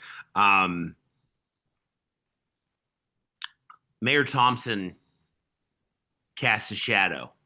And Mayor Inyang, that does not impact you in any way, shape, or form. I just want to commend you for organizing the meeting on Saturday and bringing us together. It is different, it is unique, and it was awesome to sit there with a group of people that I am excited about engaging with and talking about the needs of our town is something unique and different. And I have to say that I feel invigorated and emboldened by that.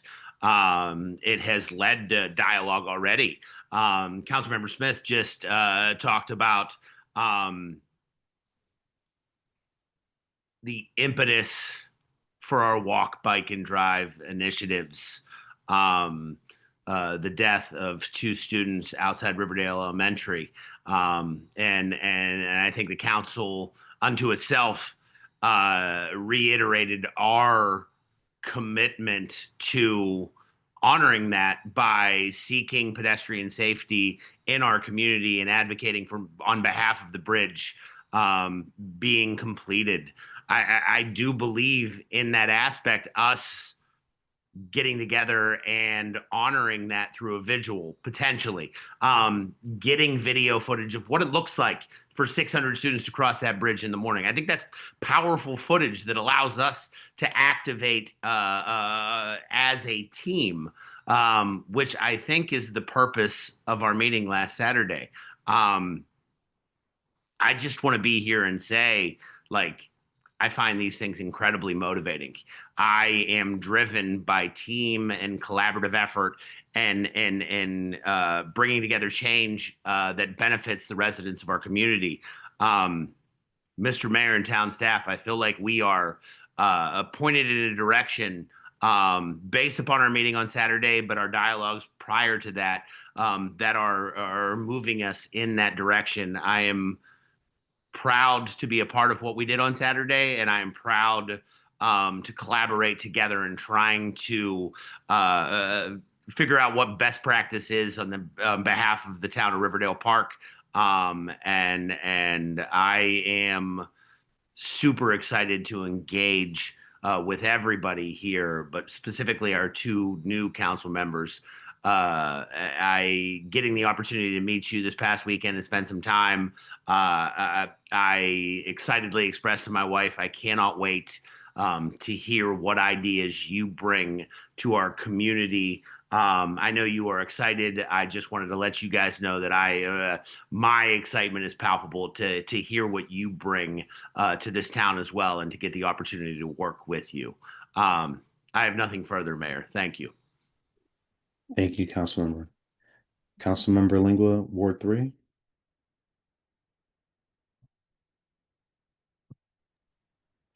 Thank you very much, Mr. Mayor.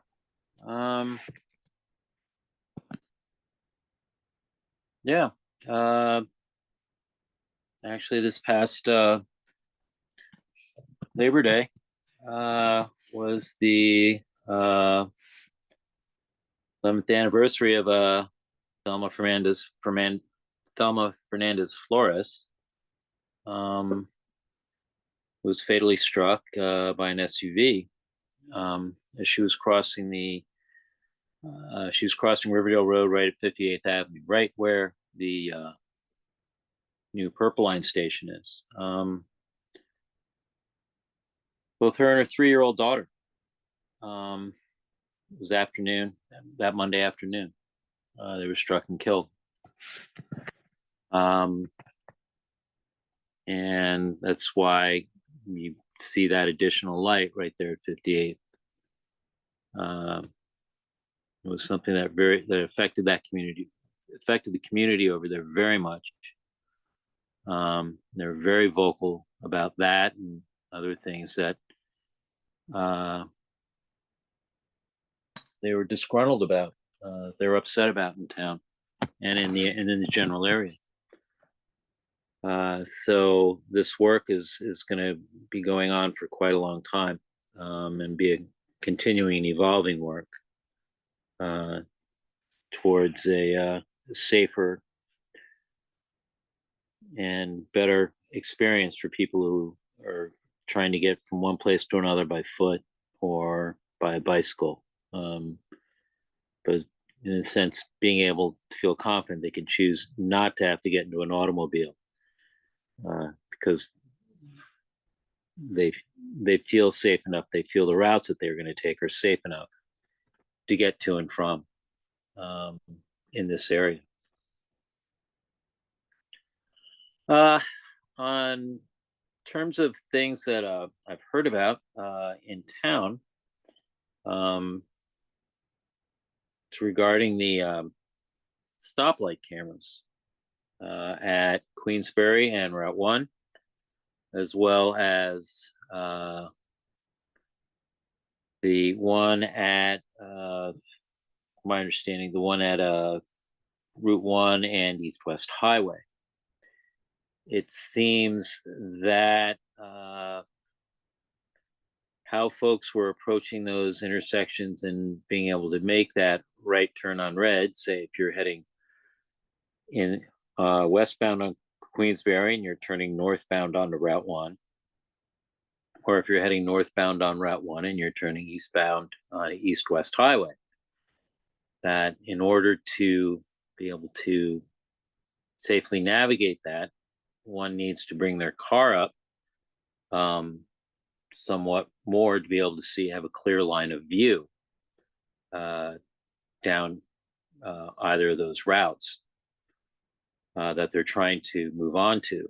And in doing so, it seems they're being, even though that they are stopping at one point before they move out into the intersection, they're still being assessed tickets for red light violations.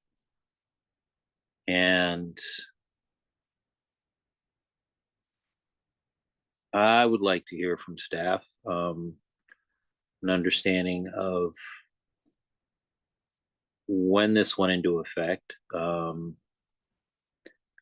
Was there a warning period for folks who were getting, warning citations first? Or did this, once it was enacted, go straight into issuing fines? Because I know some folks are, one person I talked to, they had received one, their daughter has already received 5 citations. Not really aware of the fact that that A, the cameras were in operation, or B, how best to approach an intersection like this so as to be able to stop properly and then proceed without incurring an assessment for violating the red light restriction. And if that's something that could be brought up at the next work session, that would be appreciated.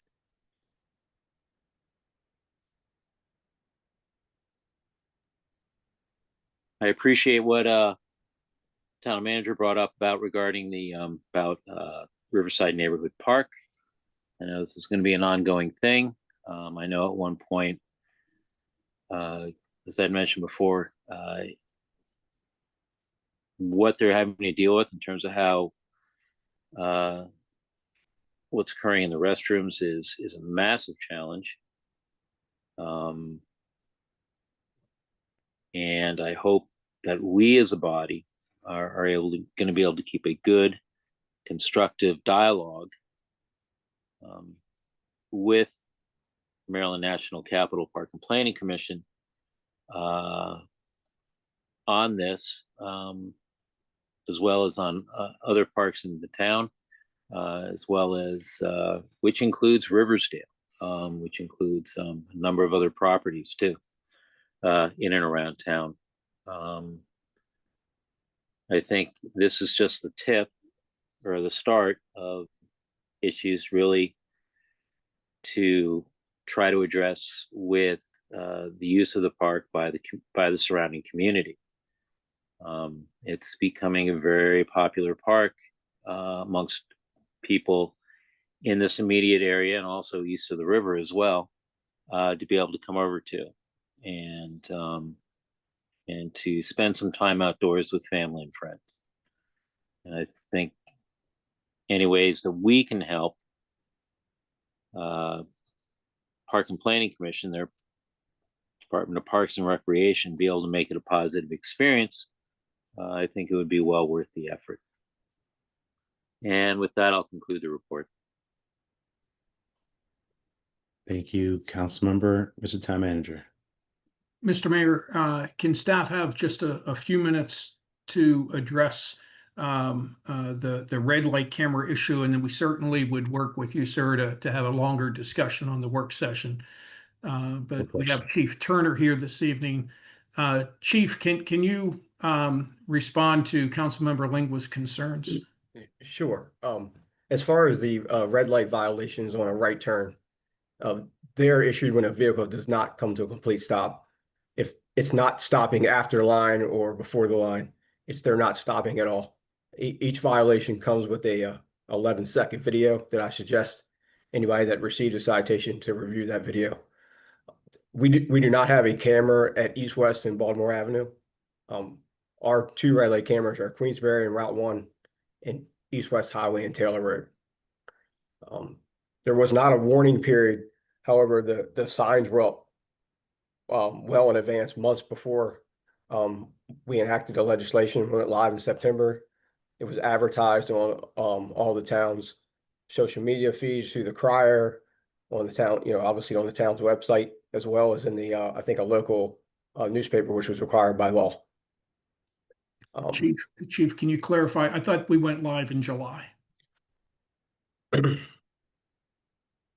I believe you're correct. I'm sorry. It was July 1st. Yes.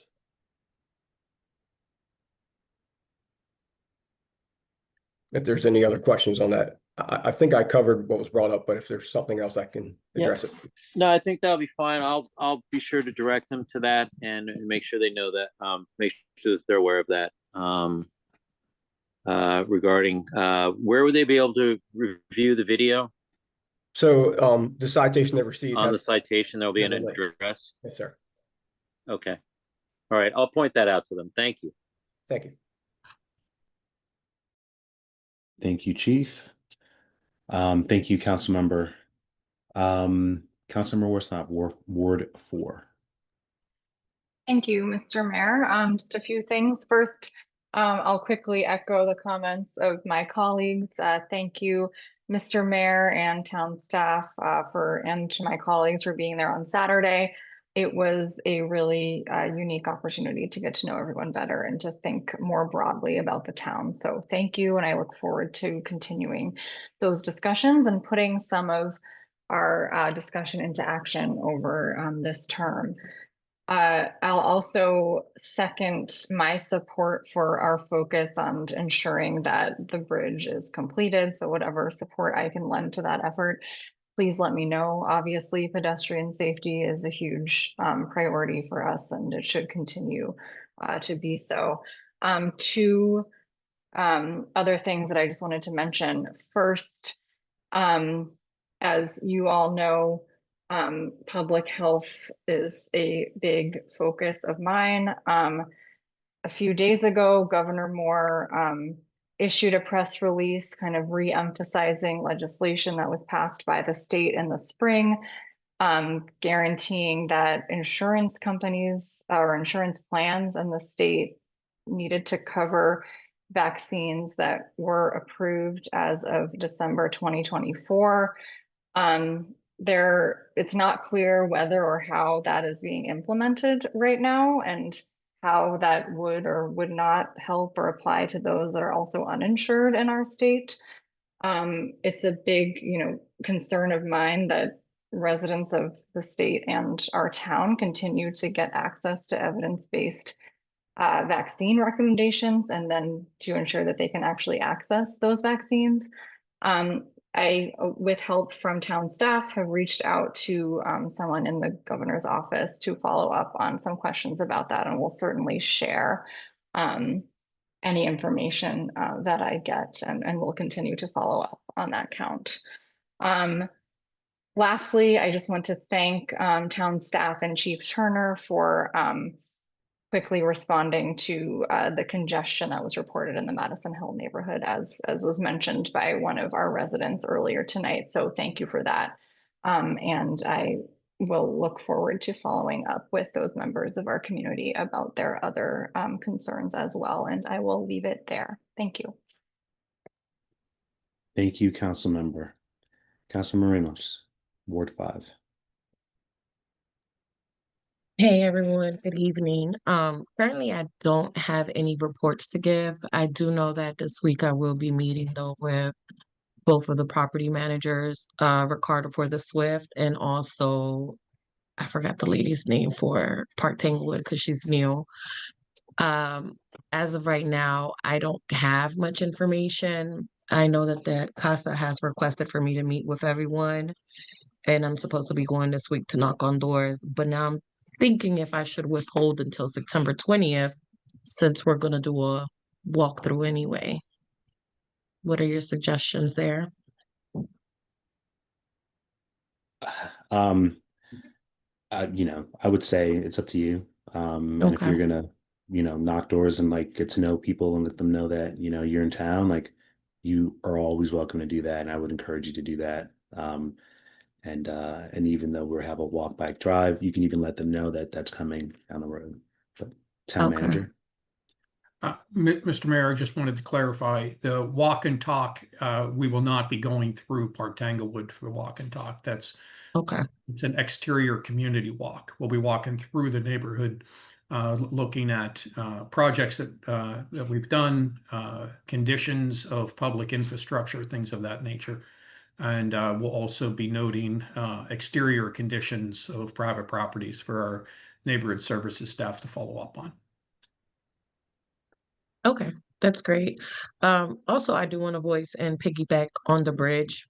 I do think it's very important that we focus on that because there is a lot of traffic in the morning, especially with the kids who are walkers getting to school. So I definitely want to support that in any way possible to assist. Otherwise than that, I'm good. Thank you. Thank Welcome you. to the council. I appreciate it. But along the line, I will get better, guys. I'm just learning and I'm listening and I'm adapting. You're You doing are great, already Councilmember. excellent. Thank you. Thank you. Okay, well, thank you. I think that concludes our council board reports. Is there a motion to adjourn the meeting? So moved. Is there a second? Seconded. Motion by Councilmember Foe, seconded by Councilmember Smith. This isn't debated, so we'll go to a roll call vote. Councilmember Smith. Aye. Councilmember Foe. Aye. Councilmember Lingua. Aye. Councilmember Worsnop. Aye. Councilmember Ramos. Aye. I also vote aye. The motion passes 6-0. We are adjourned at 9:04. Thank you all for coming and enjoy the rest of your week. Thanks, Have a great everyone. week, everyone. Good night. Bye. Thank you all very Take care. much.